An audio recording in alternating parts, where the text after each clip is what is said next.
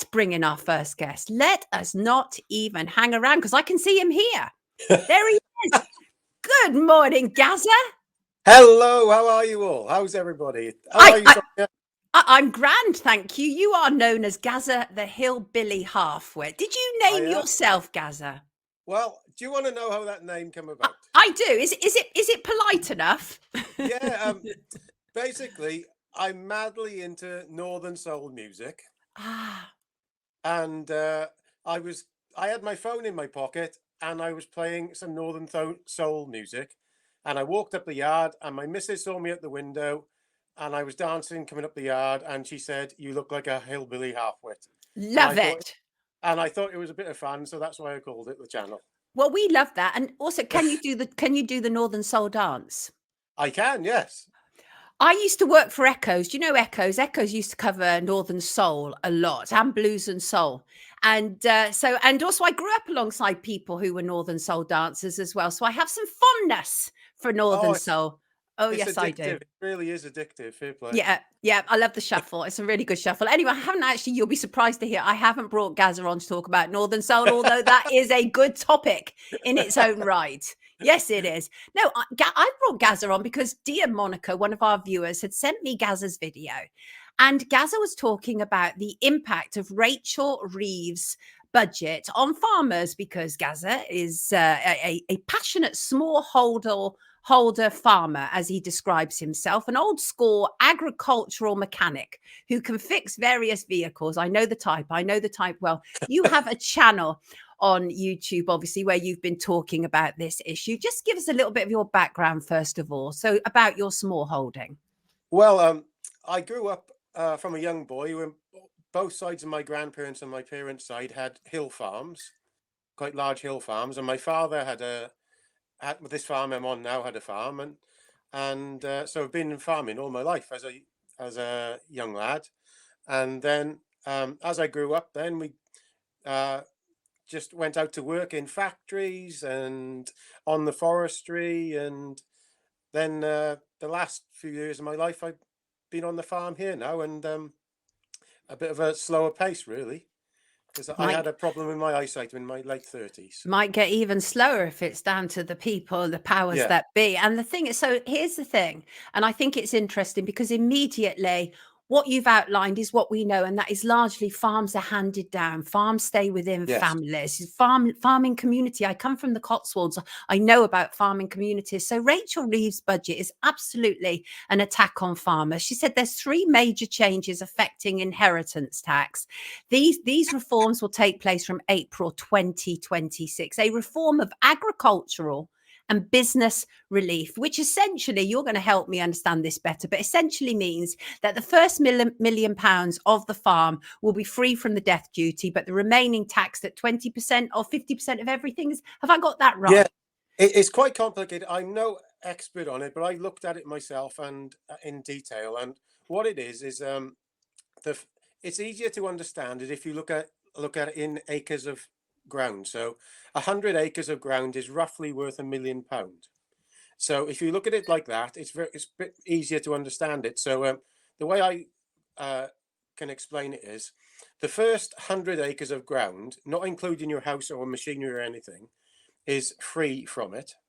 And then all the 100 acres after are charged on 50%. 20% of 50%. So if you imagine you had a 500 acre farm, the first 100 acres would be free, and then the 400 after would be charged. You'd be charged for the 200 acres. So it would be 100 every 100 acres. It would be 100,000. How does that affect somebody like you in reality?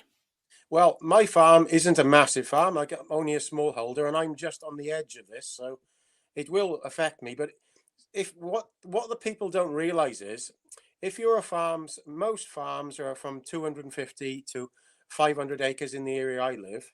Right. So that's how it is in Wales. It's smaller, really. Obviously, you get bigger farms, but if you've got a house that is, say, 500 or £1 million, all your ground goes into this. Or if you've got any savings. So after that, they're doing death duties for £100,000 for every 100 acres you have. So for a 1,000-acre farm, it would be £900,000 death duties, and that's just on the ground. So it's Goodness crazy. me. Well, farmers, the thing is, there's this myth that farmers are all go to the Royal Agricultural College, right, in Cirencester, where I was born, and that they come from very posh, rich families. That isn't true at all. We know that. But Yeah. we also know that this is a continuation of the attack on farmers. Obviously, this year we've had widespread global protests for farmers, no food, that whole idea, because as we know, the farming industry is under significant attack, and not least from people like Bill Gates, who is buying up farmland. I can't help but think, Gaza, that it wasn't a coincidence that Bill Gates and Larry Fink rocked up in Parliament just a couple of weeks ago to meet Keir Starmer and Rachel Reeves. What do you think? Well, if people who watch my videos, I go into detail. About 12 months ago, I started, before my channel became a bit more like it is now, it was just a normal channel, just doing it for a bit of fun, just to look back on. And when the protest started 12 months ago, I started putting up a few political things, helping the protest in Wales. And that's when my journey started. And I started looking into all this corruption in Wales and the things like you've just put up there. And I was absolutely amazed at how crooked this system is. And we're basically being, I still think we're in the EU in Wales, to be honest with you. They're still taking orders from the EU. A lot of people won't admit it, but they go there very often. And when Mark Drakeford gave up to be leader, he took a journey there the day before he gave up. So anyway, that's how I started. And we know they're all connected, aren't they? They're all answering to WEF for the most part, Yeah. World Economic Forum. That's all what they're part of. The UN, the 2030 agenda. It's all part of the same thing. And unfortunately, Gaza is quiet. Right. Have you got a microphone on you? Gaza, can you move your microphone a little bit closer to your mouth? Hold on. How is that? Is that better? Is that better? I mean, I can hear Gaza perfectly. It's just a couple of people were saying in the comments it was a bit quiet, but I can hear you perfectly. Let's carry on talking. Yes, okay. So this is all part of a wider agenda, right? Yes.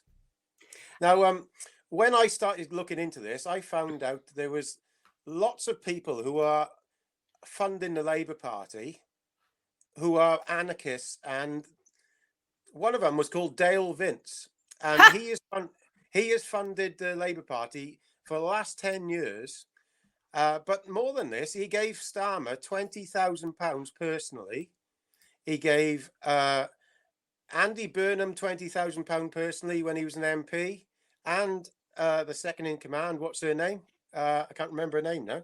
The second in command? You mean Yvette Cooper? No, hold on. I did write it down here somewhere. When I was looking at it, what's her name?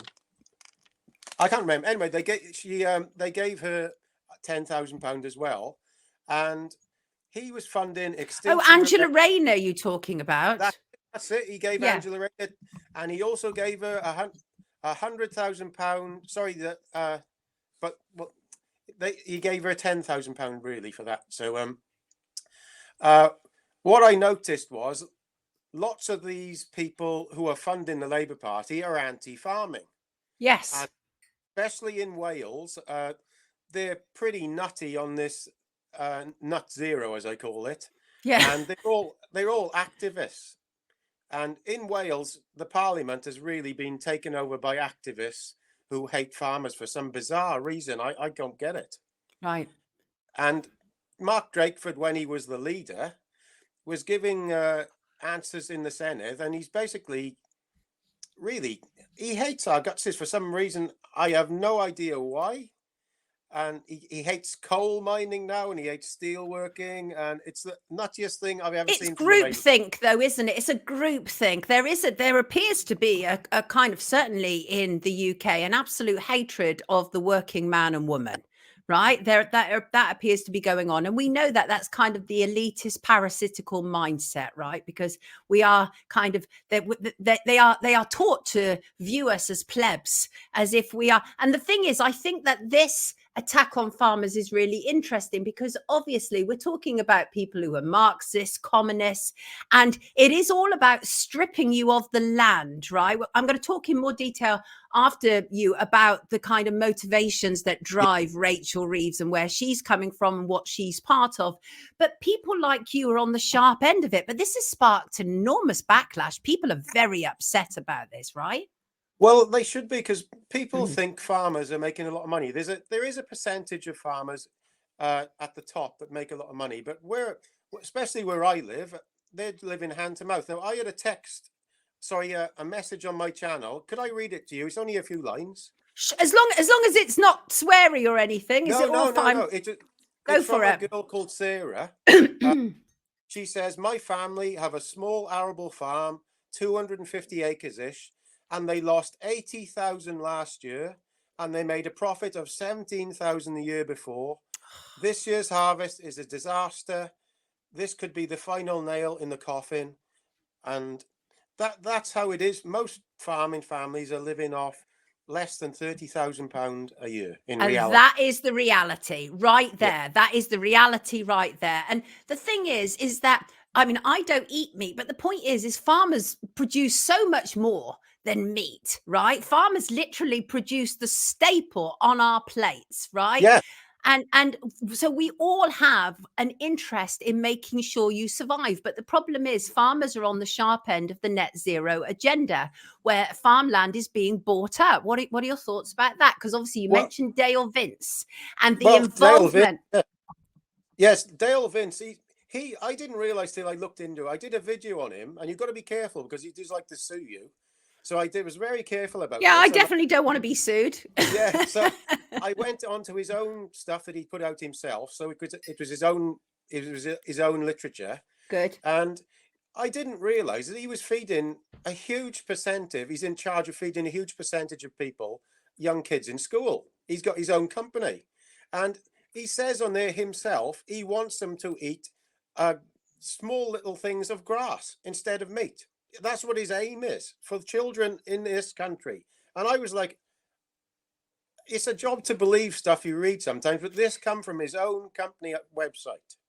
Well, there is very much a move, isn't there, to move people away from eating meat to eating bugs and insects. I mean, we know that it's an active move that's taking place. Okay, but you can guarantee that the royal family and politicians will not be eating bugs. They'll be eating, prime steak and, prime meat. That's the reality, isn't it? That's where they are. So this is so serious, really, because this is your livelihood. And if our farmers go, we are in really serious trouble. So how can we get behind you? Is there, because I do remember earlier this year, Wales out of the UK was at the forefront of protesting regarding farming, right? And although we did have some people drive tractors past the House of Parliament, which was great as well. But is there a movement? We need a movement again, don't we? Well, this is something that I am different to most farmers here, because I am not attached to no farming union, nothing. And I think they are working with the enemy, if you put it. Now, the farming press, when there was a protest in Wales last year, I thought it was very, very strange when the NFU and Farmers Union of Wales got involved, and they did a protest in Cardiff with the Wellingtons, and it all looked great, but they stopped all the public from turning up. I've listened to people who are on my channel said they turned up to support the farmers, and they were stopped there. That the Farming Union actually stopped supporters going there to support them, and then after that there was no more protesting. So are you telling me that the Farmers Union are acting like gatekeepers? Yeah, I think it's organised. What is the word? Organised. They are involved in it. That they decide as much as anybody, but they're pretending as if they do something a few weeks beforehand. Well, that's that whole thing of them picking the powers that be, picking the opposition, right? Yeah, organised opposition. That's the word. Right, exactly. So So they're not protecting you. The Farmers Union in Wales are not protecting you. Is that what you're saying? I personally think that if somebody can say anything that's happened that they've done that has made anything change since then, it's nothing. That when these protests started, they were happening all over the world, and there was like an embargo. And I was trying to share some of the stuff from France on my channel, and they took my monetization away the day after. Wow. And I was having I still have it now. People comment on my videos, and the comments are just removed. They're Same. having to comment 4 times now.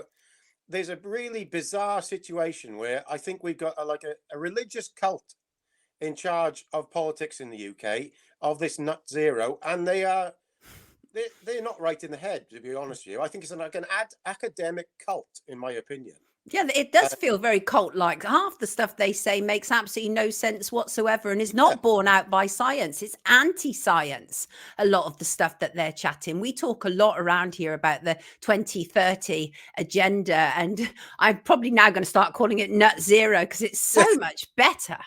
It's so much better. But yeah, that's what I started calling it, because when I mention the climate and anything on my channel, they put a warning below, so I have to make up words to make it so it doesn't get a warning on, see? Yeah, let me read you some of these comments. Yes, I agree, MT70. Where were you unions when they were pushing the arms spears onto working people? Absolutely. The unions have been a big fat failure over the last 4 years, no doubt about it. They're completely captured, and they're representing the powers that be far more than they're representing working people, no doubt about it. Melvin said it's a cult interlinked with other cults. It is. And they all sound cultish, don't they? Nut zero. Cheeky likes it. I like it too.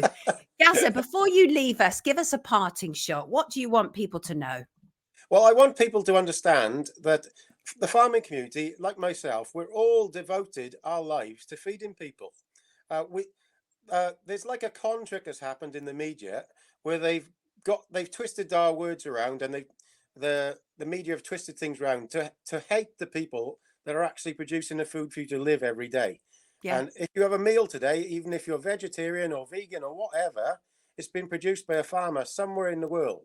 Fact. And like I said, we devote our lives to it. And it's a bit weird how the politicians have turned it into how we are destroying the planet when we're far from it.